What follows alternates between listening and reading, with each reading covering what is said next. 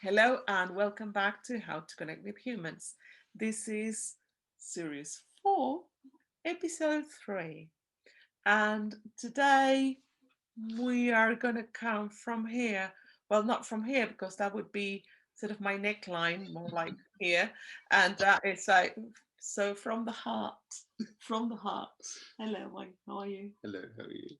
Well, he's got my heart. So it's from there. and so we have somebody that we admire, we learn to love, reading her stories, and there's so many stories she collected for an amazing cause. Our guest speaker today is Nicola Drew, and she's the author of From the Heart. And if you don't have it, we highly recommend it. Here it is. It's got a beautiful painting from Paul Locke, who we also love dearly. Um, this book is fantastic, and we have many people here that have contributed with their stories. There's um, uh, there's 40 plus, be 46, 49. Nicola is going to tell us properly how many that contributed to this book, and so many like us that actually missed the deadline or have a lot of thinking about, what to say and if it was going to be good enough. So you're going to have to do a second, third, fourth, fifth book, I'm sure. So welcome. We absolutely love having you here. Thank you so much, Nikki. How are you? Thank you. I'm really well, and thank you for having me on and sharing the book, which is wonderful. Thank you. Oh, Lorraine's got hers. The club. Everyone's flashing their books. Brilliant. Yeah, we're gonna have to do a picture at some point with everybody with the book. And what I absolutely love is that some people ask us like how we came with this idea to share the principles and help people. And for us, it was during the first quarantine as well. And um, it was just an idea of just doing one episode, maybe with Jan and Chip Chipman, and then in turn it into more people that said yes and yes. And we wanted to serve somehow without knowing if it was going to be any good or it was going to, people were going to like it. But we did that. And you have a beautiful story in this book about sort of how it all started and then it came into be this. So, would you mind sharing that with us? Yeah, no, that's fine.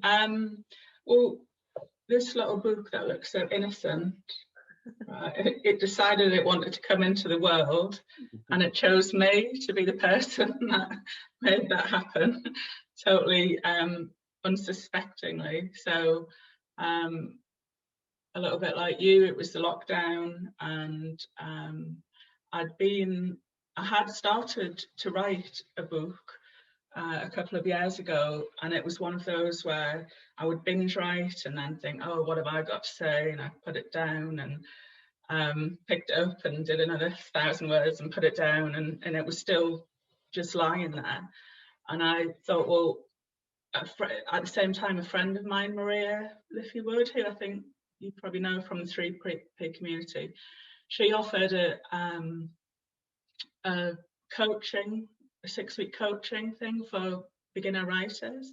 And I thought, well, I'll do it during the lockdown and I'll see if there's any legs in this book that I'd already started.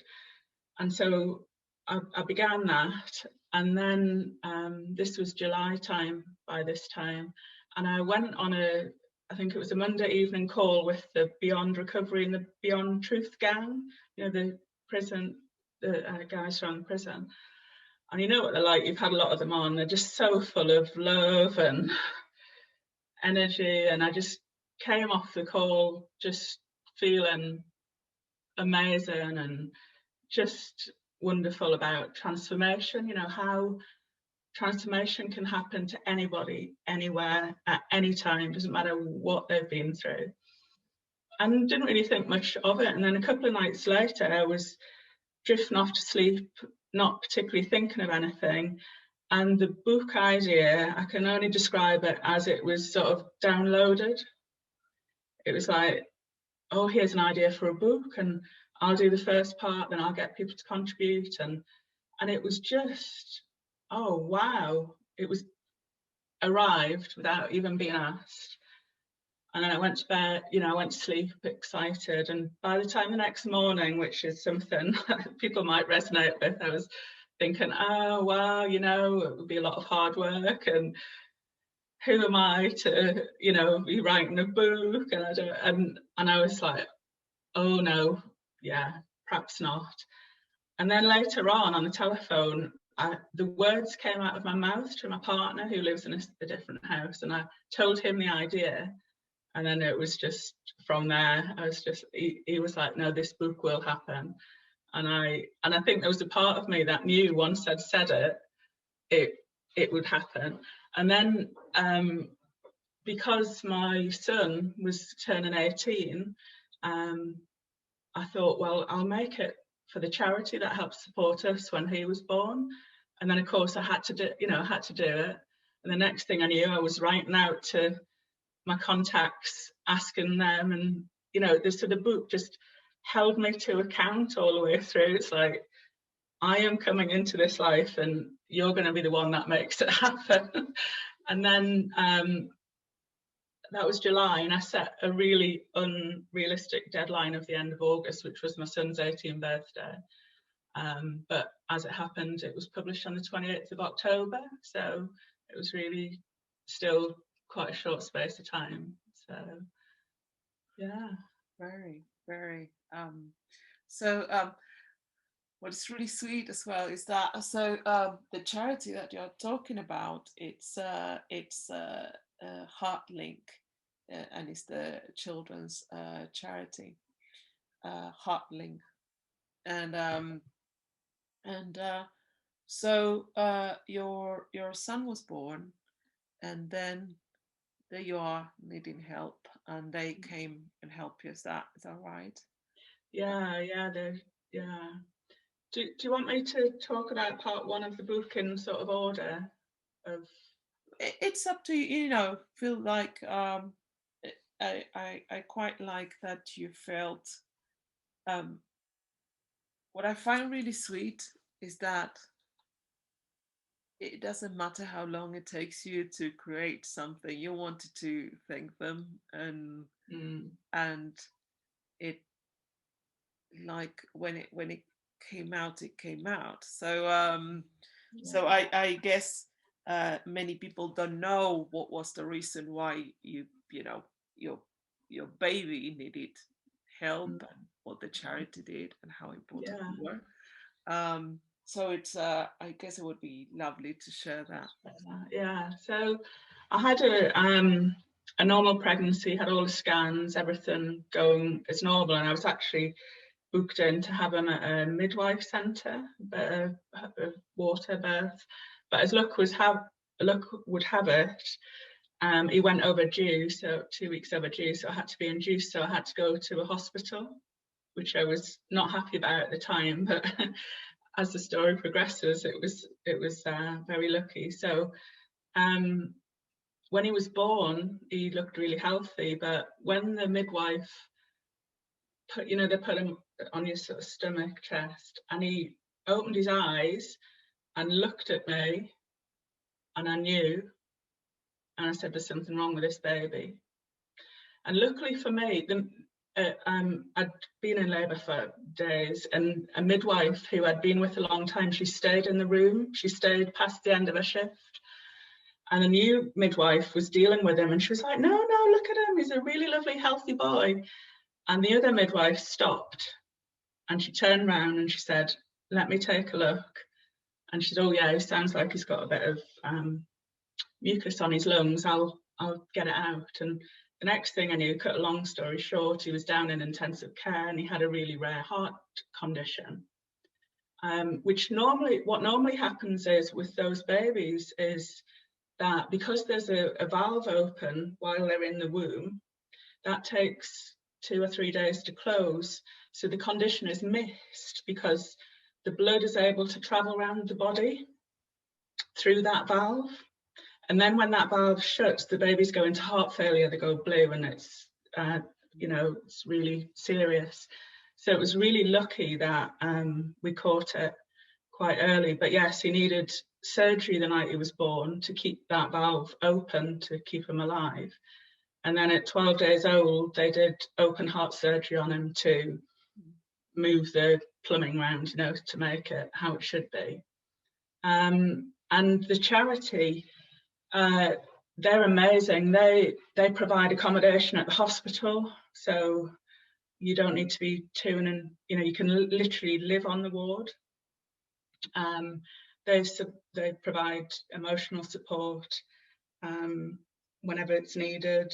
They have bereavement things when families have lost babies, and also stuff for the children. So often children with these conditions can't go to normal activities, so they have special outings and adapted parties and different things. So and it was set up by a family whose daughter was seriously ill, and so it started off as like a parent support group, but it's actually, I don't know if you've heard of ECMO, which is a really high-tech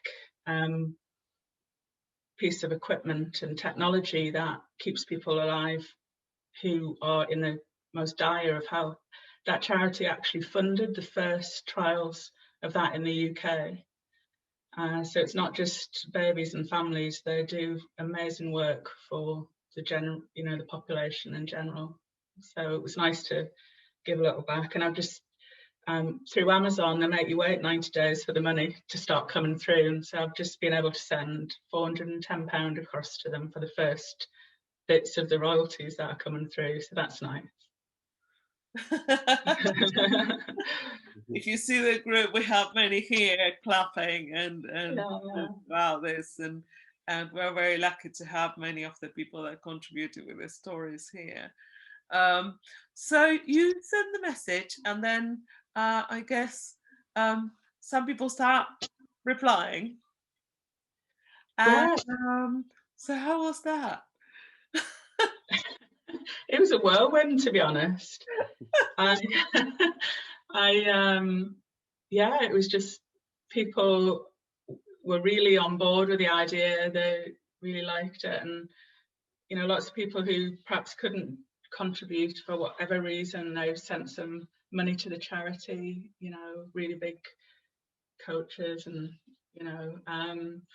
and then it was really exciting. It was like, oh, this is actually going to happen, because still at that point I was like, well, the whole premise of the book relies on contribution, and if that doesn't happen, then the book doesn't, it would be a really short book, part one. And so when they started coming through, it was a mixture of, oh, this is actually going to come to life. And then it turned into excitement as the names came through. And I could see from the people who were replying that they had really different stories, really different backgrounds. So it wasn't just all through, coaches or anything. It was people who I knew had transformations, big transformations in their life, that to them probably would perhaps never have told their story, because to them it perhaps didn't seem that big. And it was wonderful. And I gave people the option of writing it out or coming on a Zoom call with me to interview them. And that was a lovely experience as well, because sometimes a completed article, a chapter would just arrive, and I'd just be blown away by the content. And then I'd get a message saying, oh, I'm not sure if it's all right or not, and I'm like, oh my God, I'm crying here, And then it was nice to do the Zoom videos. I interviewed Michael Neal and got all starstruck, and so people were just really generous with their time, and I think it's a nice mixture of different voices that people will resonate with, different stories. So yeah. What I think we found very moving is that so this beautiful book that had its own idea of coming out, when it did, but it happened that it was like your son's 18th birthday, and made sense to sort of like try to do it as a big celebration, I guess. And but what happened is that coming out during the pandemic, where the world suddenly went into something so unexpected, and people were alone and going through hard many people going through hard times. Not that everybody experienced the same thing, but so this book came out to bring a lot of hope, because there, as you're saying, Nicky, there's so many different stories here of people finding hope and seeing the impossible happen, or just simply being able to stop seeking change in themselves or fixing themselves, or being able to live beautifully in hard situations. So we're talking about, like, as you were saying, like people in prison, for example, and their experience of the three principles, coming to this understanding, just help them being at home, even in places that didn't feel very homely. Mm-hmm.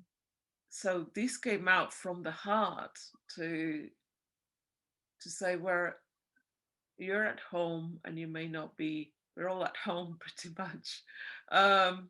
Still, this is February 2021. And the beautiful thing is this book came to help so many other people with these stories. And we know from our experience that people hear things. We have, messages of people saying how touched they are or how moved they are, and what a gift. I know some part of the money when you buy the book goes to produce the book, because obviously it needs to be made, and then all the rest you donate to the charity. But also people are getting this amazing message, this amazing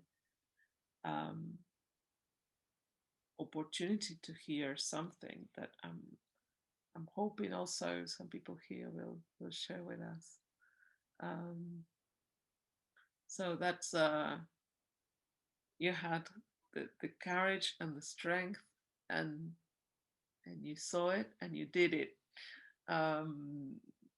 So thank you so much for that.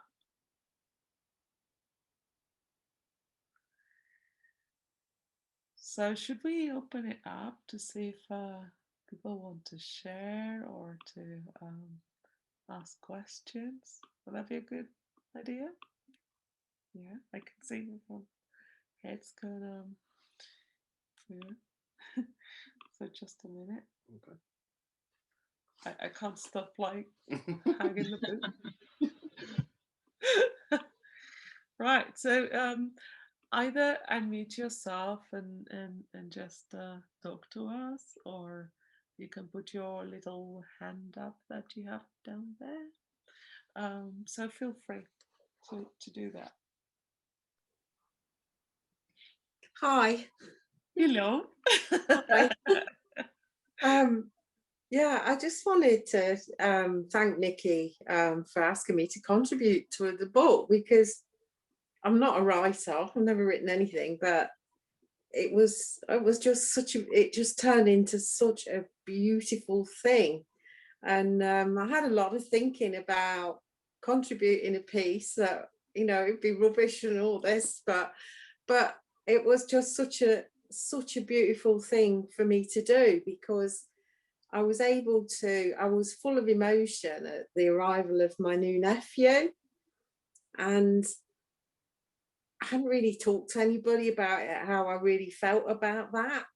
And I was able to write what I couldn't say out loud.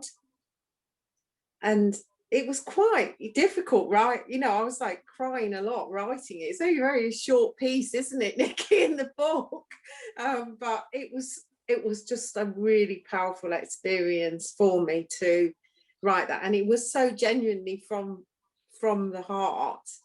And then when the book came out, I mean, I just got a casual message from Nicky saying, would you like to contribute a piece? So I didn't really realise the significance of it, because if I had, I'd have probably been a bit like, oh, no, not me, not little me sort of thing. But when the book came out, I just couldn't believe it. And I gifted it to several friends for Christmas presents, and they absolutely loved it and got so much from it, and they actually read it cover to cover, whereas I use it as a dipping book, you know, before I go to sleep, or I'll just open it randomly and just read a story.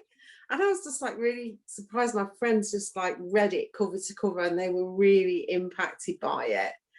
And another really lovely thing that happened was Nicky shared with me afterwards that somebody she knows had read my story and it had really resonated with them, and it really touched them, which at the time of me writing it, it never occurred to me that it would impact anybody else, really. So that was like really, really lovely to, you know, to do that. And I've carried on writing as well. I've carried on journaling, and I found it a very helpful thing for me. So I just wanted to say thank you. Oh, thank you. Lorraine's a classic example of someone who's like, no. But I know Lorraine well, and I know how deeply she sees the truth of love and true nature, and it came through beautifully in a story. But it just goes to show, doesn't it, that all of us have got something to share. And how many times, so often we just say, well, who would want to hear, you know, me? No, I've not got anything to say. And it's not until we pin ourselves down and share their written word, or, you know, on Zooms or however it looks with friends. And then the ripple effect, you never know where that wave is going to go. Like a really good friend of mine, like Lorraine said, messaged me, I'm in tears, this is so profound, what is shared in this chapter. And it shifted something in her that she hadn't been able to access just by reading those words. And that's the power of sharing from the heart, isn't it? It's the power of exploring that aspect, that deeper aspect of us that we all are that. So we all know it. It's only the mind that tells us we don't. It's only the mind that temporarily veils it from time to time.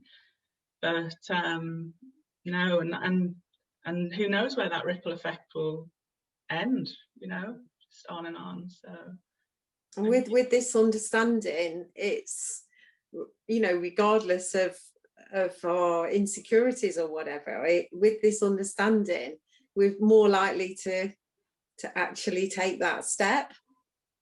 I mean, you know, previously, before I had this understanding, I would have just said no, and that would have been it.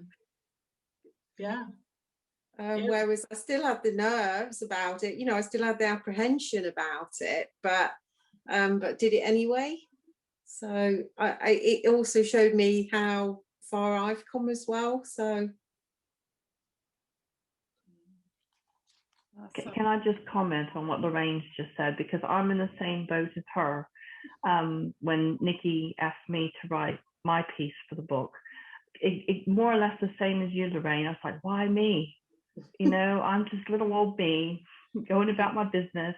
And then I find out that Jack is contributing and Mavis is contributing and Michael is contributing. I'm like, I can't compete with these people.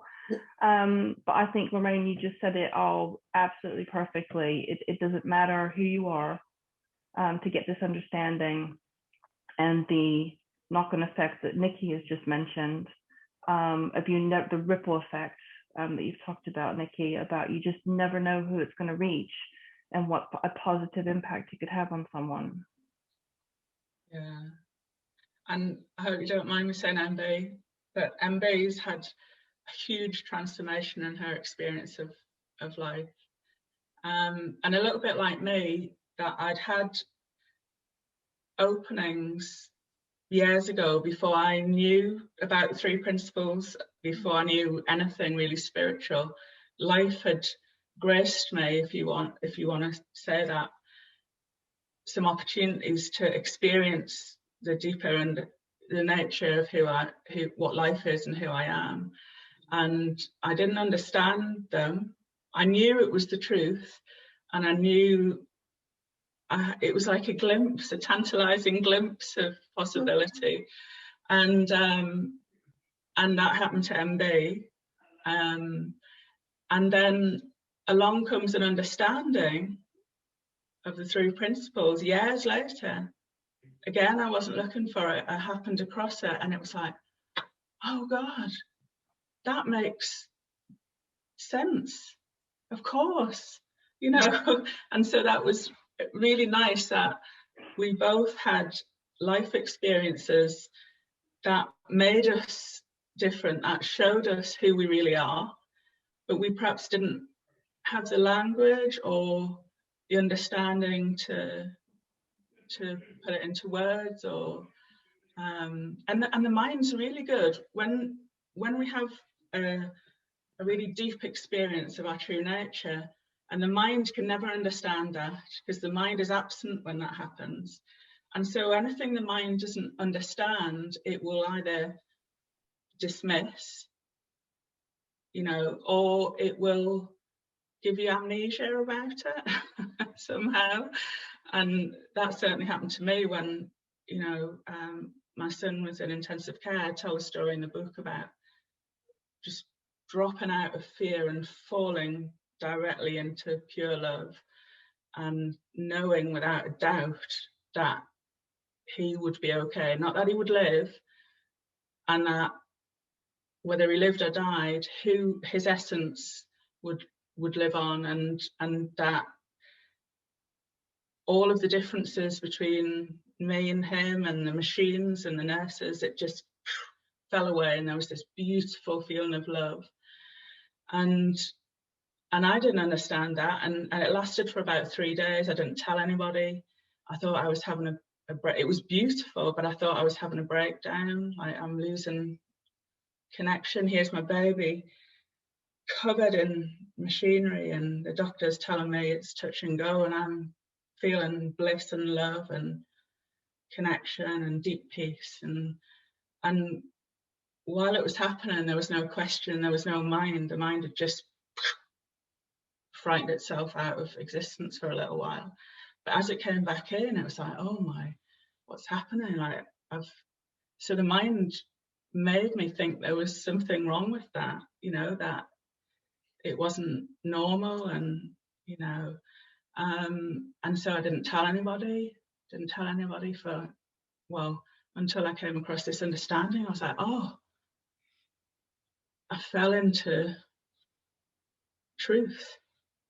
I fell out of the fear-based, terrifying future, past story, the thought system, the stale, terrifying stuff, and I landed right into peace and love. And that's there all the time, but we just don't experience it through our normal way we think about life. And so coming across the 3 principles gave me a language even though it's really hard to talk about the 3 principles, but it helped me understand what that experience was. Same as MB in Peru, when, you know, she had this amazing, you know, oh, here I am. This is who I am. Not all the programming, not everything life has told me, not all of the negative stuff. You know, here I am without all of that, and oh my God, I'm the same as you and you and you. That's who we are. You know, so it was quite. I just found it bizarre though, when it was happening. When I did a trip to Peru and did the trek to Machu Picchu, and it took 4 days and 4 nights to trek to get to the citadel. And there's this peace and this raw, pure love that I felt, and peace within myself. And my piece in the book is called Goodbye Gur. And I can only describe it as Gur because I carried this around with me all the time, and I didn't know why. And when I was in Peru, it left me. And I didn't realize that all of this had happened to me until I came back. And like Nicky has mentioned, it took a few years for me to wake up and the pieces of the puzzle started falling into place. And I can reflect back now and understand that I was given that opportunity to be in that pure love and that most amazing peaceful place within myself. But I didn't know it was happening at the time. But that's okay because it happened, and that's all that matters.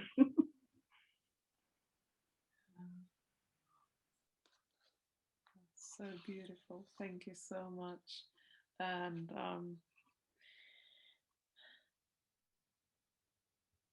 this is when we say that we're all sitting in this perfect well-being, in this state of mind that you found on the trek, and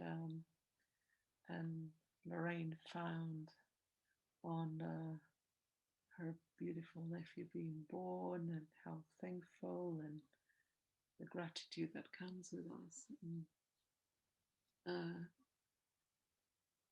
that we are all sitting in that. We all have it, like whether you are in Machu Picchu or you are sitting at home or you are sitting in a prison right now, or you have lost your business or your house, or some people in your family or people that you loved so much. We're all. This is the thing that these stories that are telling us, that so many people, like in the middle of situations like Nicky was describing, having a baby that you don't know, your first baby as well. It's not that she knew from previous experience what to expect. Like her first baby in this situation, all covered with wires and noises, and she found profound feeling calm, and that everything was fine. And you know, you were one of these miracle babies. Then we saw Nicky's son today, briefly, with his beard and a bit of a mustache, and so they're like, you know, he's and his hood, so he's doing really well. And but you were born and you were very premature, and you were told that, you know, you wouldn't walk, you wouldn't. Yeah, 11 months I was told that I wouldn't walk, I wouldn't talk, and everything that I defied. And I remember more recently that I saw pictures of me when I was a baby in an incubator, having, like you described, Nicky, everything round me, or wires on me and everything, and to look at that and to think, wow, I'm here. And yes, I've got cerebral palsy, but it doesn't define me. It doesn't define who I am. And I say this quite a lot, but it's kind of made me who I am. I say to you, don't I, I think when we first met, you said something along the lines of, would I be the same if I didn't have my disability? Or would I choose not to have a disability? And I said, no. I'd have my disability, because without my disability, I wouldn't be me. And I've kind of learned to kind of drop all the barriers that were put, I want to say in my way, but it's not really been put in my way. It's the labels that have been put on me throughout my whole life. And I've kind of gone, you know what? I don't care what labels are on me, whether I'm going to walk, whether I'm going to talk, whether I'm going to eat, you know, I'm just going to be me. And luckily, I'm here today, being able to talk to everyone here and just enjoy the experience of life.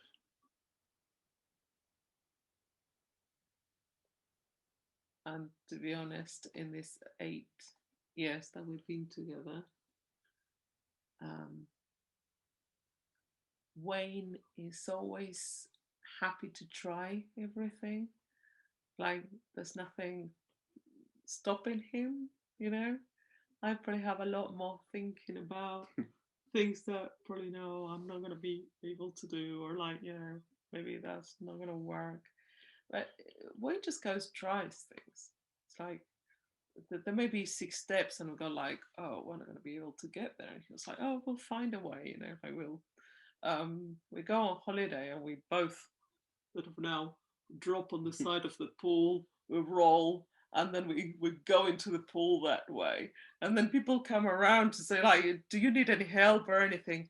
I know, it's just like, we just take it out. That's the way we both now get into the pool, you know. and we do things. So it's opened my eyes, you know, on how many limitations I had put within my thinking.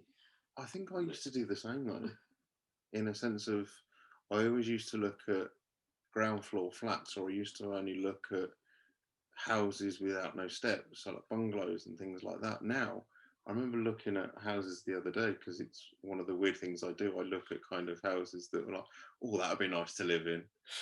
And I'm just like looking at ones with like stairs in and things, and I'm just thinking, you know what? If it has stairs, I'll deal with it. I'll train to be a commando and just, you know, commando up the stairs, it'll be fine. Which is not going naked up the stairs. It's just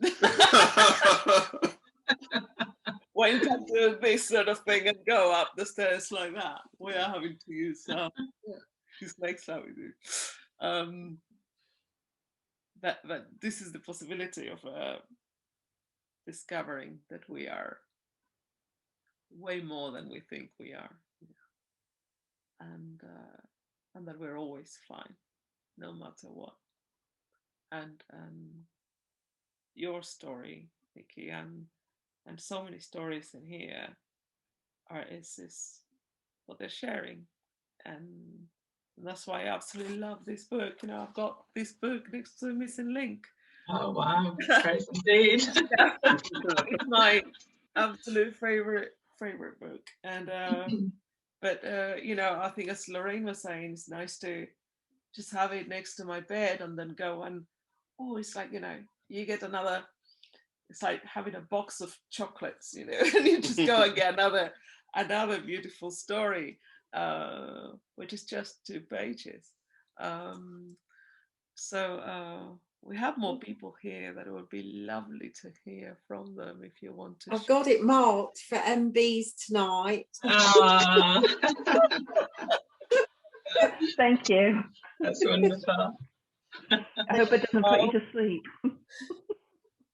And Lorraine is 126. There we go. We do that as well so people know.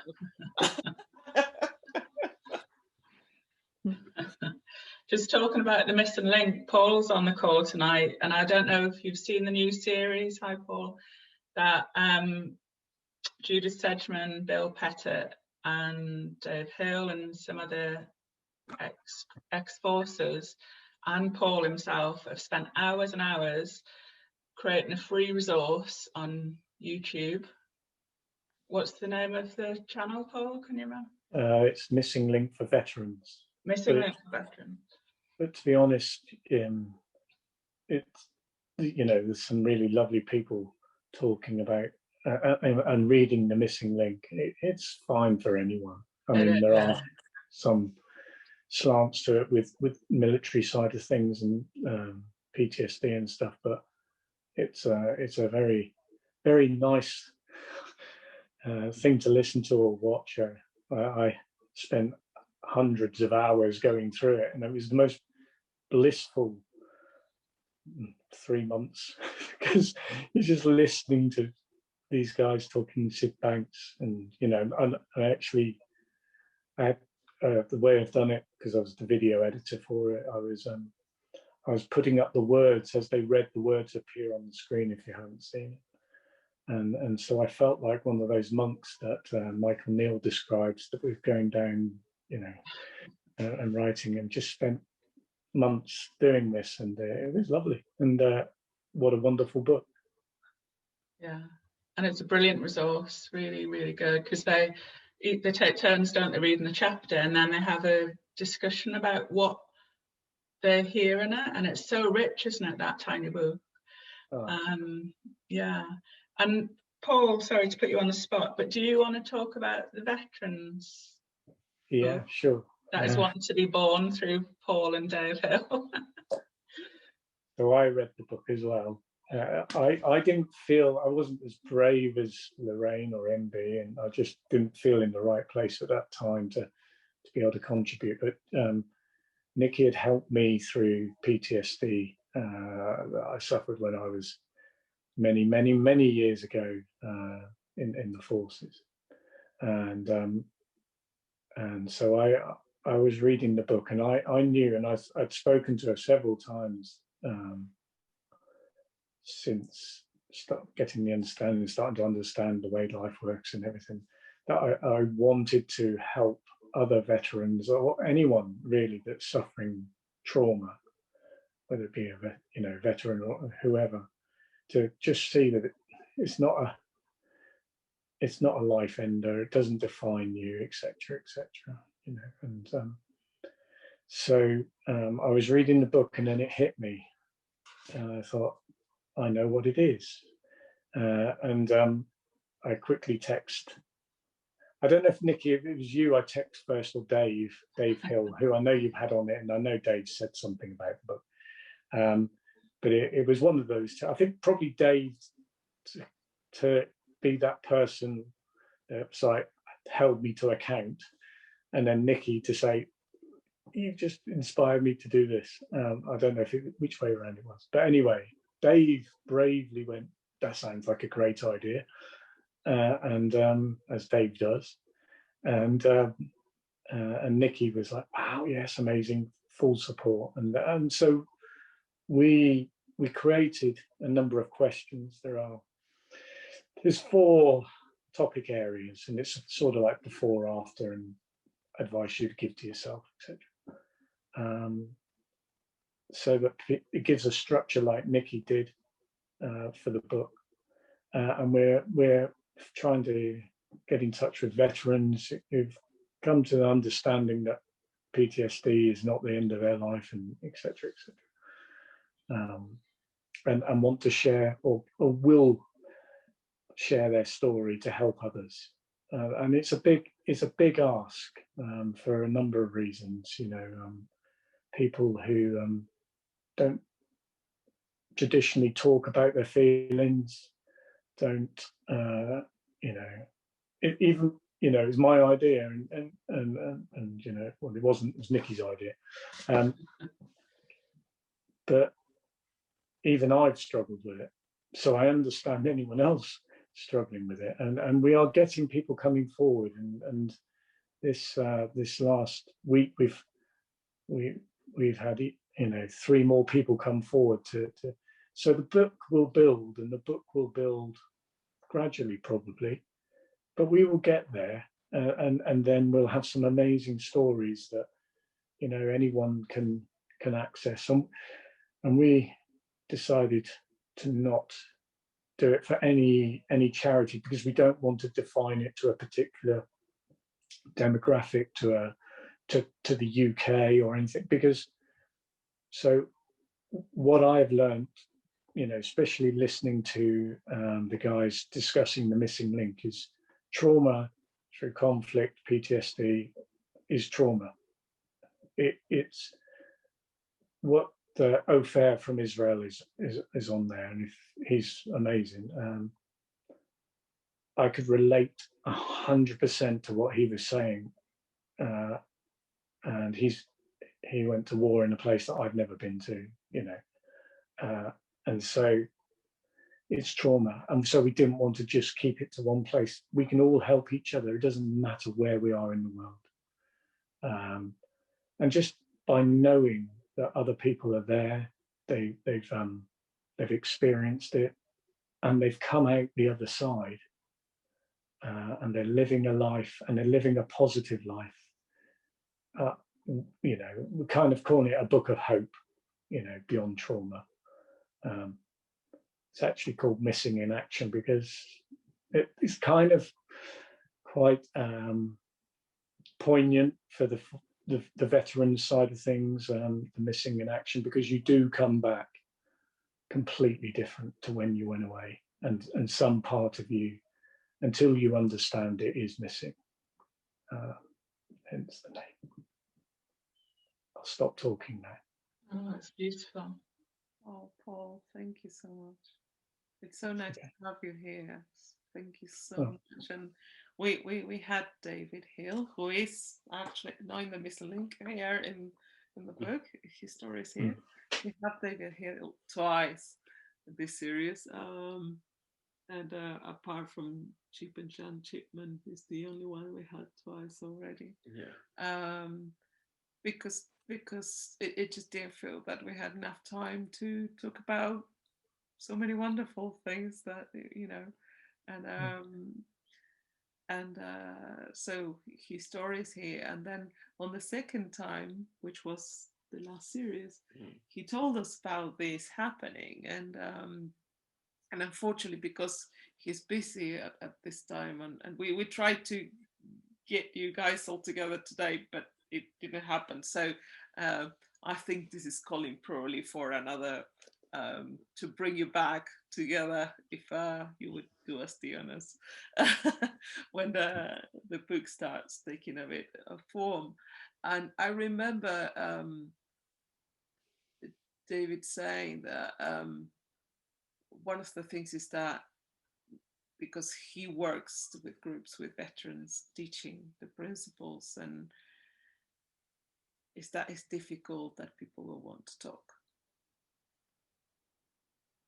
because part of the training, and please tell me if I'm wrong about this, that's what I heard, is that people feel that they are like a problem, and they've been trying to take the problem out of the equation if possible, because they're serving something bigger than themselves in that sense. But it's sort of bringing back to be able to talk and see that it's important for people to share the stories, and then people start realizing that they're not the only ones that have that experience, and it's helpful. I guess, I don't know if that's how you see it, Paul. Yeah, most definitely. The thing with a book, and we've got set up a YouTube channel, an Instagram account, although I have no idea how to use Instagram, and Facebook page, which has done really well in the last week, and just releasing short videos, is that anyone can just access it. They can access it without putting their name down on any list. Same with the missing link for veterans. You can just access the YouTube channel, and no one's got to know that you're suffering. No one's got to know anything, and you can see that there's a light at the end of the tunnel. You can see that you're not broken, because there are people there that have been through what you've been through or are going through, and they've come out. And I think that's what we want to make it. That's wonderful. Thank you so much. We're going to put the links of all of that underneath the video, so people can freely go there. And it's not just veterans. You know, we've had a beautiful piece sent by a lady in America, Gabriella, and her brother went to Iraq, and it was how she felt about it, and I think that's a really important thing that we get. So it's not just the veterans, or not just serving people, it's also the families, and even people like Dave who help. Although Dave is a veteran, he didn't suffer from any trauma, thankfully, but he's helping, and that perspective is also a really useful thing, because it gives a 360 balanced view of the world in a language that military people or the wider military community will understand.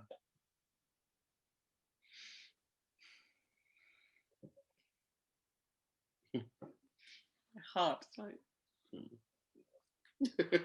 it's growing. It's really from the heart. I was just going to say, Paul's a beautiful example of someone who, you know, had trauma and suffered, but when they overcome that, when they understand and they fall back out of that into their true nature, they want to help. They want to serve. That's who we are as humans, you know. And so that's the beauty of all of this, is that, you know, one person can have a huge impact on a community, and that's why I'm passionate about trying to get this message out in any way, because, you know, it's so simple really at the basis of it, but it's much needed. But, you know, I think the simplicity sometimes makes it overlooked, doesn't it? So anyway, any of us can get that out to the wider community, to people. I think it's just brilliant. It seems pretty much everybody here has this story of who am I to go and share, or how am I gonna word it, or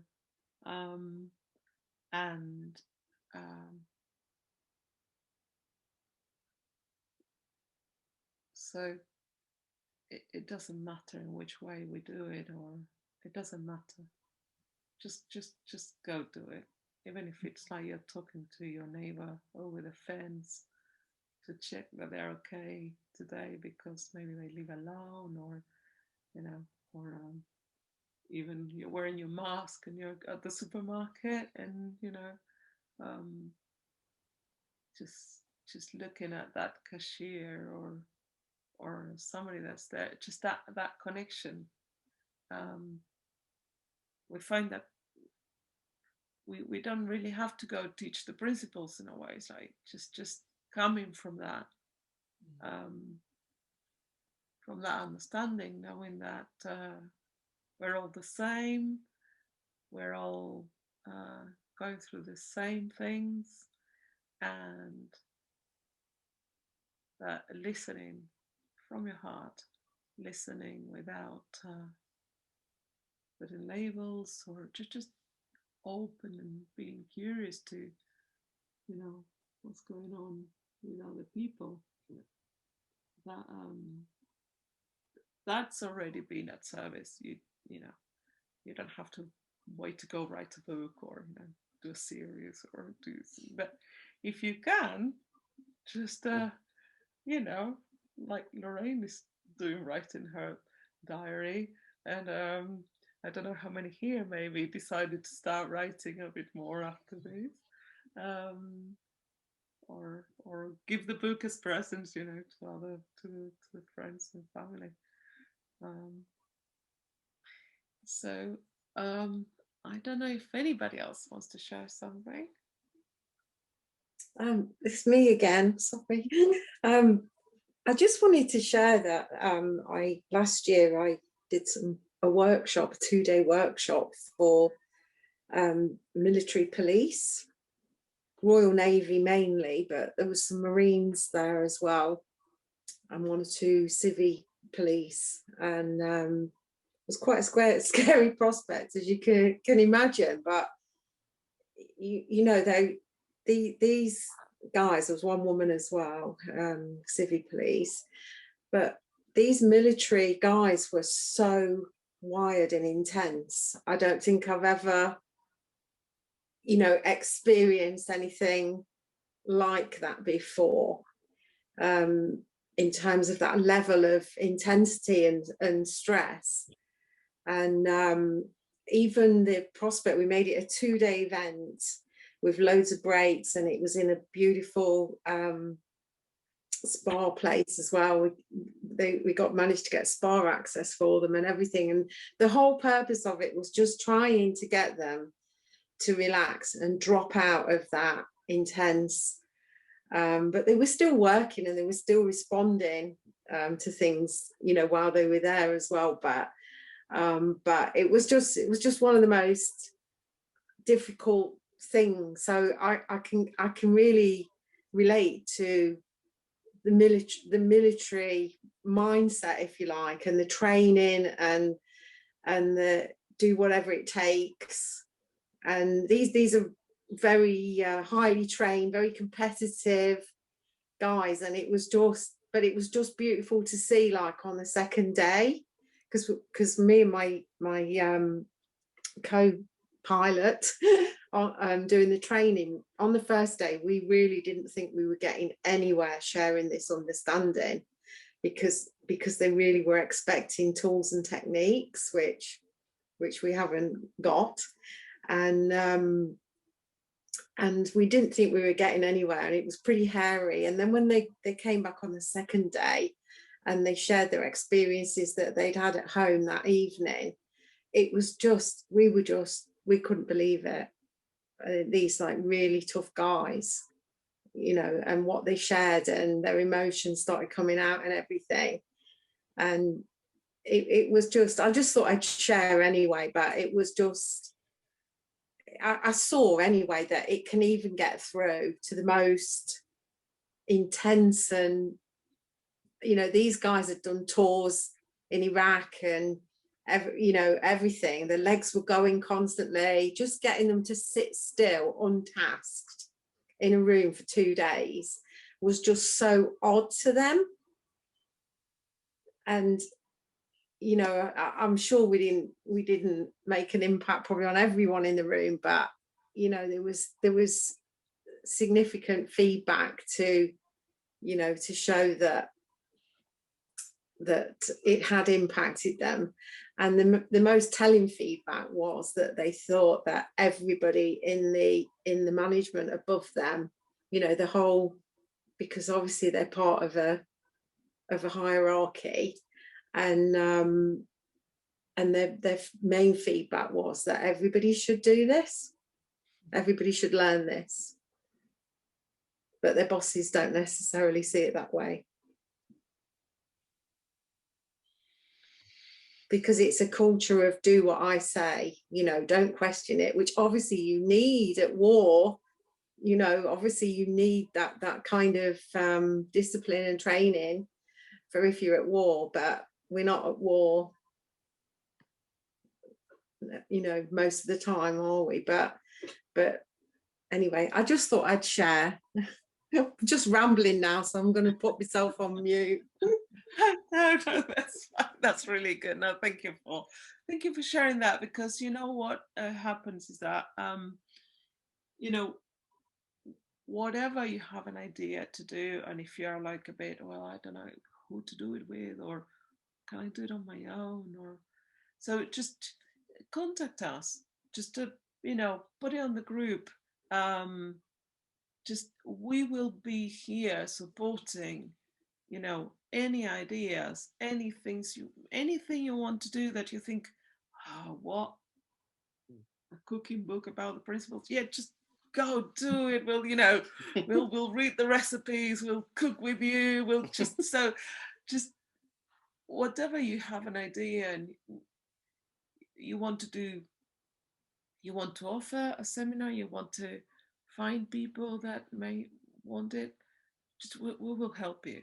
And the people in this group, we're talking about the How to Connect with Humans group on Facebook, are super helpful.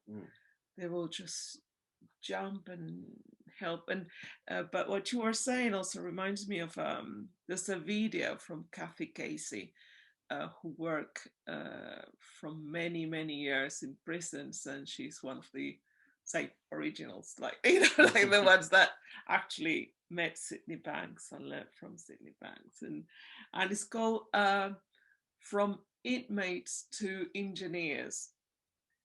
And the interesting thing is that she's asked by she's going to work, I think it was with the Branskys at the time, and so they sent her to work at corporate with engineers, with a group of engineers. So she's just there training, and they put her on her own unexpectedly with a lot of engineers in a room, and she's just like, I can't do this. They're all talking to each other, and it's like, no. Just let's talk about, just take it one at a time and tell me, you know, who you are and what you do, and 2 seconds in, and blah blah blah blah blah blah blah, they're all busy, and you know, and as you were saying with the legs, you know, and I just like, I really can't do this. I cannot do this. Why they put me here, I don't know. It's obviously beautiful told by her, not by me, but and then it sort of strikes her that she's like, I do these at juvenile, you know, prisons with guys that are a lot more difficult than this. So I should be able to do this. And, you know, she goes like, you know, inmates and engineers, just people, just human beings, same thing. No, she had made a whole idea that, oh, engineers are in a different category from, and once she saw that, you know, yeah, of course, like, it helps if you understand a language that for the forces helps them open up. But at the end of the day, just people suffering or struggling, or, you know, having problems with a wife, or having problems with the kids, just like everybody else. And it's beautiful when she says, like, when she saw that, it took her probably another hour to just like, just for them to sit down and say the name, and that was it. And when she got out, she was like, well, they're not going to hire me, you know, that this is, I could kiss this job bye-bye. And Linda and George Bransky were outside saying, we want you because you're it, you know what you're doing, that's what you needed to do. So, you know, going back to what you're saying, like, it's not up to us to know whether it's impacting people or not, or what it did, or how it helped. We just go share. It's just the showing up, isn't it? It's just showing up and being there, and with no kind of expectation. When we started this series, I don't know about you, but I didn't have any expectation on it. I just wanted to put out a conversation each week, which turned into a series, and just kind of have a conversation about how life works. And this is where we are today. Now, if you would have told me at the beginning of the first quarantine we'd be here, I'd be like, no. No. But we are, because we've just shown up. And that's how this book decided, you know, it's like, it's our series. Our series decided itself that it's going to happen, that it's going to keep happening. This book, Nicky has this feeling of like, it just decided it was going to come to life, to form. And please know that we are your biggest fans. Like, all of you here, and anybody who then, you know, watches the video, we are your biggest fans, because we will, in whatever way we can, help and support and get your book, your t-shirt, your, you know, we will be clapping and having like this, like your book, you know, next to our on our bedside table. And this, there was an idea, and then it's going to turn into another book, hopefully for veterans, through the idea that Nicky had. We will. It just shows that, you know, we our little mind thinks it's doing life, but life's living us. We just, you know, it comes through us, doesn't it? The intelligence of life, and it uses our particular skills and qualities and individual characteristics, but, you know, our little mind can never understand the bigger picture. And so, you know, being able to just step out of your own way, like we were talking about earlier, but, you know, I can't do that. Just giving life a chance to come through. And that's what, you know, little kids do, don't they? They're so creative before they learn the conditioning of, this is what I, you know, when I used to go into schools and you'd say to a foundation or a year one class, can anyone sing? Can anyone dance? They'd be like, yeah, me, like everyone. You know, then you go into a year 6 class and you might get 1 or 2 hands, and that's if they really could, you know. So even in those few years, life has conditioned out of them that amazing creative force of just showing up and just seeing what happens, and that freedom that comes from not overthinking, not listening to the negative mind chatter about what could happen, what might happen, what happened the last time, and all of that stuff. There's just much more of a freedom when you start to see that there's this beautiful, intelligent energy sort of living us. What a gift.